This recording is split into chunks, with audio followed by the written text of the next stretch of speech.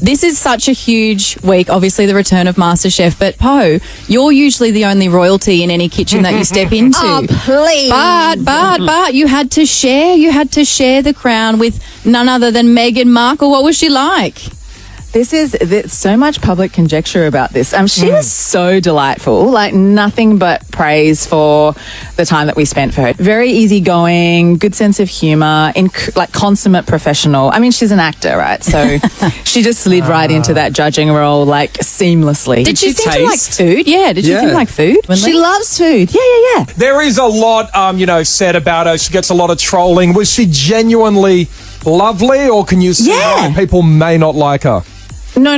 Genuinely, like, I think it's very interesting because when you drill down, no one can actually really say why. It's one of those situations. And at the end of the day, like, I really feel for her because she's still a human. There's an emotional human at the end of that when all this hatred that people are, like, spitting out. No, she was honestly so lovely. Was Harry there as well or not?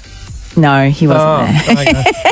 MasterChef is back and we're so excited. Why do people need to watch this season? I think we've just got the most beautiful bunch of newbies, and I love that this year. You need to watch the next couple of nights though, because we're doing the audition process again on screen. Oh, I love. So we're picking from the top 40, the judges. So we're really excited by this break of format, which is really going back to the original format. Oh, gee. And I feel like the food's super relatable. Like it's back to just normal cooking. So, did you catch that?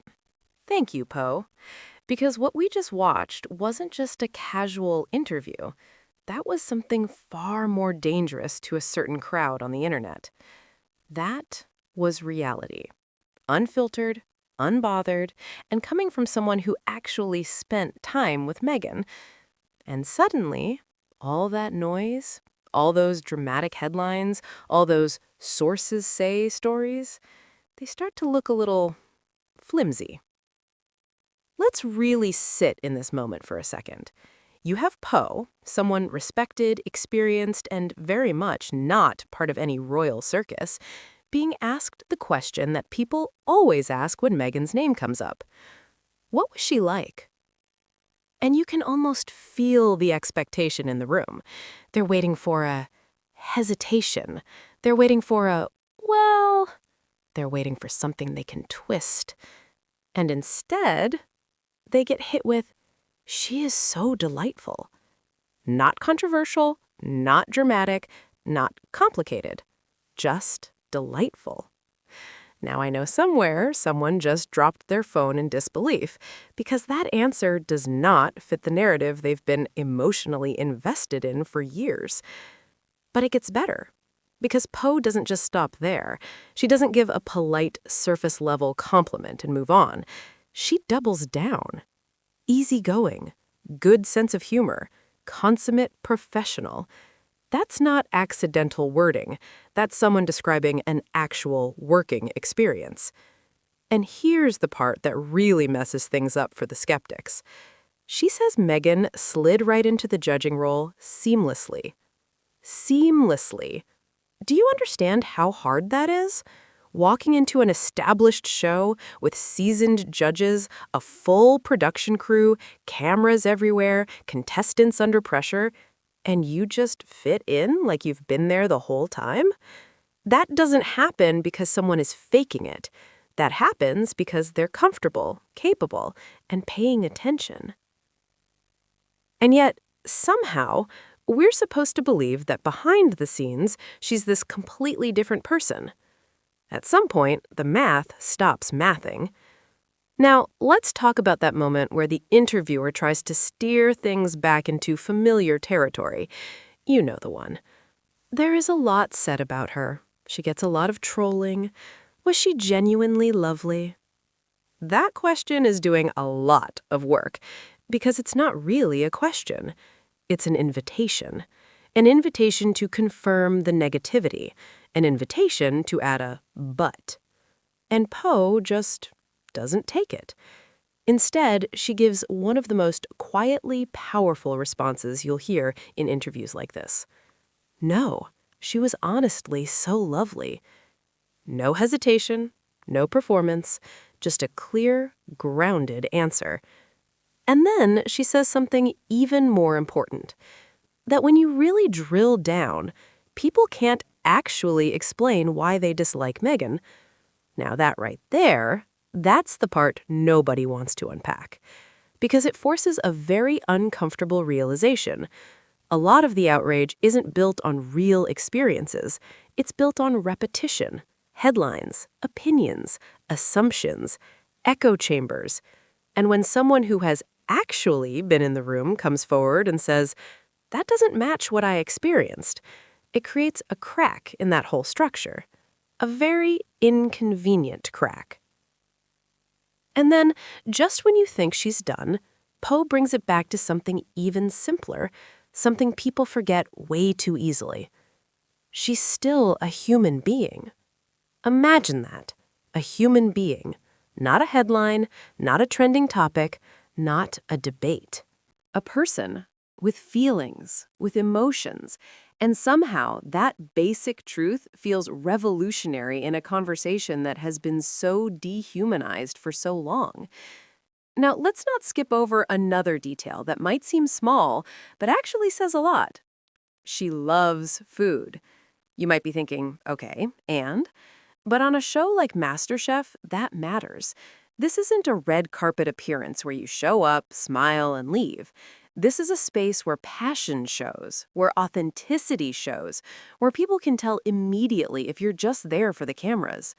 And according to someone who lives in that world, Meghan wasn't pretending. She was engaged, interested, present. And that lines up with everything we've seen from her over the years. Her cookbook work, her focus on community through food, her interest in storytelling through culture and cuisine. This wasn't random. It made sense. But of course, sense is not always what drives online conversations, is it? Now let's zoom out a bit, because this moment isn't just about one interview. It's about a pattern where people who actually interact with Meghan tend to describe her in very similar ways. Warm, professional, kind, funny. And then there's the completely different version that exists in certain corners of the media and the internet. And you have to ask yourself, how can both of those things be true at the same time? At some point, you have to decide which one is based on reality and which one is based on, let's call it, creative storytelling. And here's where things get even more interesting. Poh didn't need to say any of this. She wasn't under pressure, she wasn't making a statement, she wasn't trying to go viral. She was just answering a question, which makes it feel a lot more genuine, a lot more grounded, a lot harder to dismiss. Because it wasn't packaged as a defense. It was just her experience.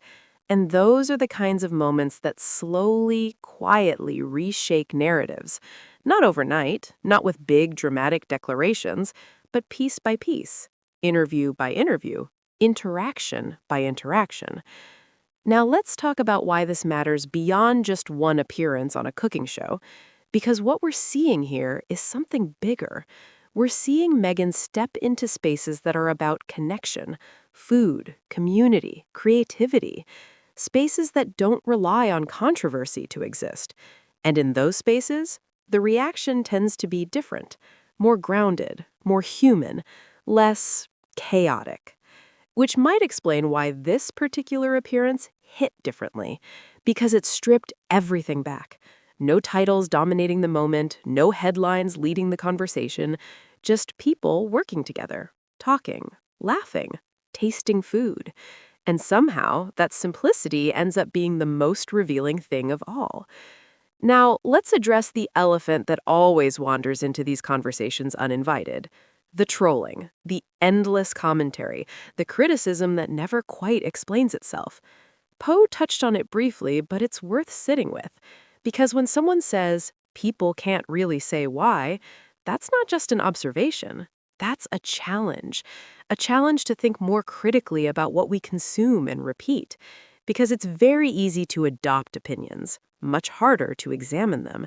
And moments like this force that examination, whether people like it or not. Now, does one interview change everything? Of course not. People don't let go of narratives that easily. But it adds something important. balance, perspective, a reminder that there's always more than one version of a story. And sometimes the version that comes from direct experience is the one worth paying attention to. So when you watch that clip again, don't just hear the compliments. Listen to the tone, the ease, the lack of hesitation. That's not someone trying to convince you of something. That's someone describing what they saw. And what they experienced didn't match the chaos, didn't match the negativity, didn't match the caricature. It matched a person, a professional, a colleague, a human being who showed up, did the work, and connected with the people around her. And in a world that thrives on exaggeration, that kind of normality, that's actually pretty powerful. So here we are, a simple interview, a few honest answers, and suddenly the narrative gets a little harder to maintain. Not because of outrage, not because of debate, but because of something much quieter. Truth. And as inconvenient as that can be for some people, it has a way of sticking around. What makes this even more interesting is the setting itself. A kitchen is one of the most honest environments you can walk into. There's no hiding behind scripts when timers are ticking, contestants are stressed, and decisions have to be made in real time. People show who they are pretty quickly in that kind of space. And according to Poh, Meghan didn't just survive that environment, she moved through it comfortably. That says a lot more than any polished interview ever could. You can't fake ease when everyone around you is focused, working, and paying attention. There's also something quietly revealing about the way humor came up. Good sense of humor might sound like a throwaway compliment, but it actually signals something bigger. Humor in high-pressure environments is social glue. It means someone knows how to read the room, ease tension, and connect without dominating the space. That's a skill, not an accident, and it directly contradicts the idea of someone being rigid, difficult, or overly controlled. You don't get described as funny and easygoing by accident, especially not by people who have nothing to gain from saying it. Another thing worth noticing is how naturally she was described as a professional. Not flashy, not attention-seeking, just professional. That word carries weight in a production like MasterChef, where timing, coordination, and teamwork are everything. It suggests she respected the structure, the crew, and the contestants, instead of treating the experience like a personal spotlight moment. And ironically, that kind of grounded presence is usually what ends up standing out the most. People remember the ones who make things run smoothly, not the ones who try to dominate every frame. And then there's the bigger picture that sits underneath all of this. Moments like these don't explode, they accumulate. One interaction, one testimony, one experience at a time. They slowly build a version of reality that feels a lot harder to dismiss because it's coming from different directions, different people, different environments. Not coordinated, not rehearsed, just consistent. And consistency has a way of outlasting noise. It doesn't shout, it doesn't trend for a day, but it lingers. And over time, that quiet accumulation becomes something much more solid than any headline ever was. There's also a subtle but important power shift happening in moments like this. For years, the narrative around Meghan has largely been controlled by people who observe from a distance, interpret from a distance, and critique from a very comfortable distance. But when someone like Poh speaks, that distance disappears. Suddenly, the conversation isn't about speculation anymore, it's about proximity. Someone who was physically there, in the room, in the process, is offering a perspective that doesn't rely on guesswork. And that kind of first-hand account quietly challenges the authority of all those second-hand opinions people have been treating like fact. Another layer to this is how effortlessly the focus stayed on the work itself. Notice how the conversation didn't spiral into titles, status, or hierarchy. It stayed rooted in the experience of being on set, judging, interacting, and contributing. That's important because it strips away the distractions that usually dominate discussions around Meghan. When you remove all the external noise, what's left is a person showing up in a professional environment and doing the job well. It's almost disarming in its simplicity, and maybe that's why it unsettles people who expect something more dramatic.